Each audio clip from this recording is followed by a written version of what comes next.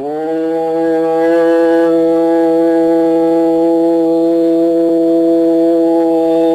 ஈஸ்வரா குருதேவா.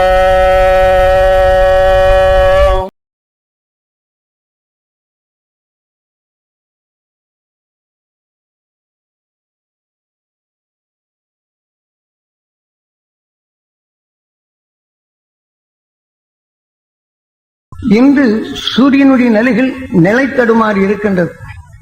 அவருடைய கதிரியக்க பொறிகளும் கருகிய உணர்வுகள் வெளிப்படுத்திக் கொண்டுள்ளது. இன்றும் சிலருடைய மனிதர்களுடைய நிலைகளை பார்க்கலாம். சூரியனுடைய எதிர்நிலைப்பட்ட கரும்புள்ளிகள் நிறைய உள்ளது சில உடல்களில். ஆக சிலருடைய நிலையில் சூரியனுடைய ஒளிக்கதிர் படப்படும் போது ரொம்ப விபத்துகளும் ஏற்படும். அது உடலுக்குள் சென்று சில விதமான கேன்சரை உருவாக்கும் தன்மை வருகின்றது.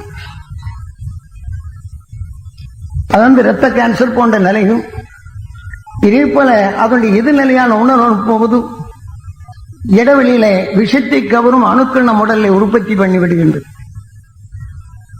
என்பதனை குருநாதர் தெளிவாக சொல்லுகின்றேன். விஞ்ஞான அறிவு கொண்டு மனிதனை மாற்றலாம். ஆனால் விஞ்ஞானம் கொண்டு டாக்டர் பலருக்கு பல நிலை செய்தாலும் டாக்டரும் அதிலிருந்து மீள முடியாது. தற்காலித்து வேணா வாழ்ந்து கொள்ளலாம், குறுகிய காலமே இருக்கின்றது. இன்று 2004க்கு அப்புறம் சென்ற அந்த காற்று மண்டலமே விஷத்தன்மையாக மாறப்போகின்றது. இதிலிருந்து நாம் மாறுவதற்கு என்ன வழி என்பதுதான் இப்ப சொல்வது. ஏனென்றால் இந்த மனிதன் முழு முதற்கடவுள் இந்த உயிரின்ற நிலையில் ஆன பிற்பாடு முழுமையடைந்து இன்று துருவ நட்சத்திரமாக இருக்கின்றான்.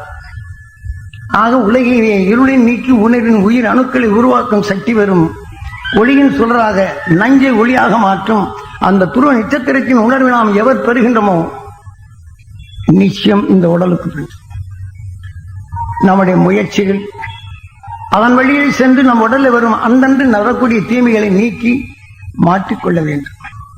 எல்லாத்திற்கும் மூலம் யார்? நமது உயிரே. இதனை சேர்க்கும் உணர்வுக்கொப்பதான் இன்று அழகான உடலாக இருந்தாலும் அந்த வாழ்க்கையில் நுகர்ந்த உணர்வுக்கொப்ப அழகான உடலும் மடிகின்றது, அழகான சொல்லும் மடல்கள் மறிகின்றது, நல்ல உணர்வுகள் நாம் பெற முடியாத நிலைகள் மாறுகின்றது. ஆகவேதான் இந்த உயிர் நம்மளுக்கு இந்த 6வது அறிவை வைத்து நாம் சீராக பயன்படுத்தவில்லை என்றால் 5க்கு சென்று விடுகின்றது. ஆகவே 5 அறிவு என்றால் இந்த புலனறிவு இயக்கம் எதுவும் அதன் வழிதான் நாம் இயக்குவோம். ஆனால் பல கோடி உடல்களில் தீமைகளை நீக்கி இந்த உடலின் தன்மையில் வரும்போது கார்த்திகேயா என்ற பல உடல்களிலே தீமையிலிருந்து தப்ப வேண்டும் என்ற உணர்வை இந்த மனித உடலை எடுத்துக்கொண்டனால் எல்லாவற்றையும் அறிந்திடும் சக்தி இருக்குது. நமக்குள் மறைந்த ஞானத்தை அதை வெளிப்படுத்தி அது ஒளியின் சுடராக மாற்ற முடியும். அதனுடைய சந்தர்ப்பத்தை ஏற்படுத்துவதுதான் உங்களுக்கு இப்போது உபதேசம். இப்பெல்லாம் நாம கேட்கிறேன்னா உங்க சந்தர்ப்பம். இப்ப இதை பெற வேண்டும் ஆசை இருந்தானே இந்த சந்தர்ப்பம். இச்சை உயிர் ஏற்பட்டால் கிரிகை.